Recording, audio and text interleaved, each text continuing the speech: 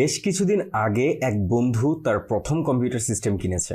আমাকে বলল যেন একটু সেট আপ করে দিই আর যেন একটু সবকিছু গুছিয়ে দিই। গুছিয়ে দেওয়ার ব্যাপারটা জানতে চেয়েছিলাম, কি কি সফটওয়্যার ইনস্টল করে দিব, মানে ঠিক কি কাজে নিয়েছে সে ল্যাপটপটি। জবাব শুনে আমি একটু অবাক হয়েছিলাম। সে নাকি জানেই না যে কি করতে হবে। আমি যেন সবকিছু একটু গুছিয়ে দিই নিজের মতো করে, অর্থাৎ সে যেন একটা রেডিমেড সিস্টেম পায়, ফোনের মতো করে যেন সব কাজ সহজেই করতে পারে। 2020 সালে এসেও কেমন কেউ আছে নাকি, যাকে সে কথা। এরপর ভাবছিলাম আমি নতুন সেট আপ দেওয়ার পর কোন কাজে কোন সফটওয়্যার ইনস্টল করি, সেরকম 10টি বিষয় নিয়েই আজকের ভিডিওটি সাজানো। তো চলুন কথা না বাড়িয়ে শুরু করা যাক আজকের ভিডিওটি।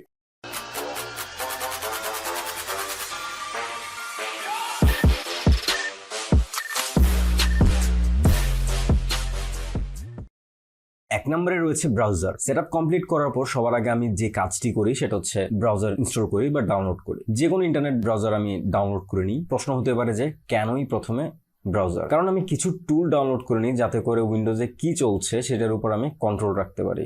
ব্রাউজার হিসেবে আমি প্রাথমিকভাবে মাইক্রোসফট এজ ব্যবহার করলেও পরে যখন সবকিছু সেট করা হয়ে যায় তখন আমি গুগল ক্রোম ব্যবহার করি। তবে পাশাপাশি মাইক্রোসফট এজেরও প্রয়োজন রয়েছে। 2 নম্বরে রয়েছে নেট স্পিড মনিটর। আমার ব্রাউজার এই কারণেই সর্বপ্রথম প্রয়োজন হয় যাতে করে আমি একটি নেট স্পিড মনিটর ডাউনলোড করে নিতে পারি। তাহলে আমি বুঝতে পারবো আমার পিসিতে নেট চলছে কিনা, বা যদি চলে তাহলে কিরকম স্পিডে। কারণ দেখা গেল আমি কিছু প্রয়োজনীয় কাজ করতে চাচ্ছি কিন্তু ডাউনলোড হচ্ছে না, বা ডাউনলোডের স্পিড খুবই স্লো। নেট স্পিড মনিটর থাকলে আমি বুঝতে পারবো যে আমার নেটের সমস্যা নাকি ব্যাকগ্রাউন্ডে অর্থাৎ মাইক্রোসফট স্টোর কোনো প্রকার অ্যাপ ডাউনলোড বা আপডেট করার প্রচেষ্টা চলছে। তখন আমি স্টোর থেকে বা স্টোরের অ্যাপ ডাউনলোড অথবা আপডেট বন্ধ করে দিয়ে প্রয়োজনীয় কাজ দ্রুত সেরে নিতে পারবো। নেট স্পিড মনিটর কিভাবে ডাউনলোড ও ইনস্টল করে নিতে হবে সেটা নিয়ে আমার একটি ভিডিও রয়েছে আলাদা করে। আমি ভিডিওটির লিংক ডেসক্রিপশন বক্সে দিয়ে দিব, আপনারা চাইলে দেখে নিতে পারেন। 3 নম্বরে আমি রাখবো উইন্ডোজ আপডেট। প্রশ্ন হতে পারে, অনেকের মনে প্রশ্ন জাগতে পারে যে আমি কেন এবার উইন্ডোজ 10 আপডেট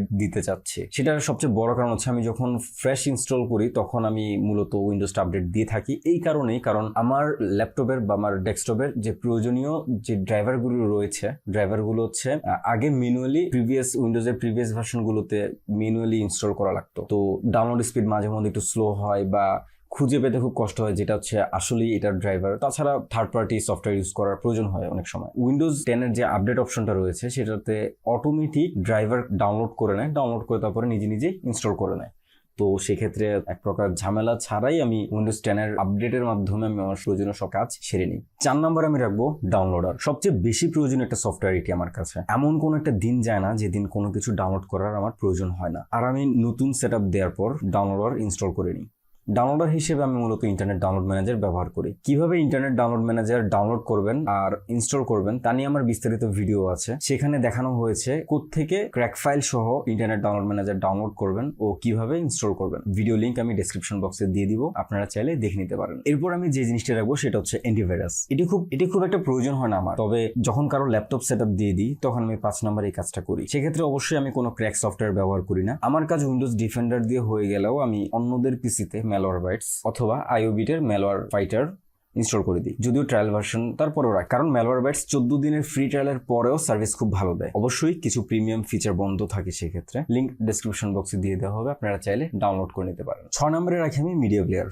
বিনোদনের তো প্রয়োজন আছে, তাই না ভাই? তাই আমি মিউজিক বা ভিডিও প্লে করার জন্য কেএম প্লেয়ার বা ভিএলসি প্লেয়ার এসব ব্যবহার না করে পট প্লেয়ার ব্যবহার করে থাকি। কেন এই পট প্লেয়ার ব্যবহার করি? আগে কেএম প্লেয়ার, ভিএলসি প্লেয়ার এসব ব্যবহার করতাম, কিন্তু কেন জানি ভালো লাগতো না, কিছু না কিছু সমস্যা ফেস করতাম। কিন্তু পট প্লেয়ার আজকে প্রায় 3 বছর ধরে ব্যবহার করি, এখন অব্দি আমাকে হতাশ করেনি। আমি ডাউনলোড লিংক ডেসক্রিপশন বক্সে দিয়ে দিব, আপনারা চাইলে ডাউনলোড করে নিতে পারেন। 7 নম্বর হচ্ছে টরেন্ট ডাউনলোডার। মিডিয়া প্লেয়ার তো ডাউনলোড করেই নিয়েছেন বিনোদনের জন্য, কিন্তু কাঙ্ক্ষিত ফাইলটি যদি টরেন্ট হয় তাহলে কিভাবে ডাউনলোড করবেন? অবশ্যই টরেন্ট ডাউনলোড ব্যবহার করবেন। আর টরেন্ট ডাউনলোডার হিসেবে আমি মূলত ফ্রি ডাউনলোড ম্যানেজার ব্যবহার করি। এই সফটওয়্যারটি নিয়েও আমার একটি ভিডিও আপলোড করা আছে, চাইলে দেখে নিতে পারেন, লিংক ডেসক্রিপশন বক্সে দিয়ে দেওয়া হবে। 8 নম্বরে থাকছে অভ্র কিবোর্ড।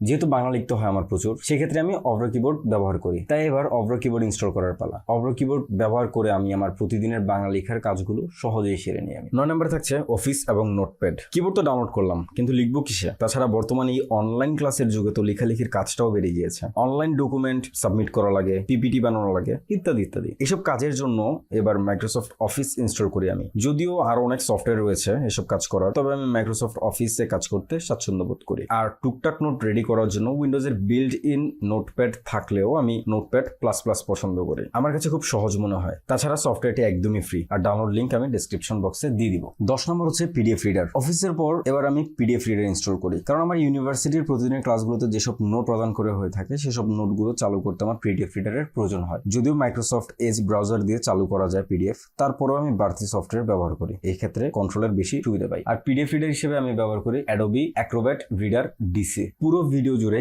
ইভ্লগ বাংলা চ্যানেলের পক্ষ থেকে ছিলাম আমি ইমন।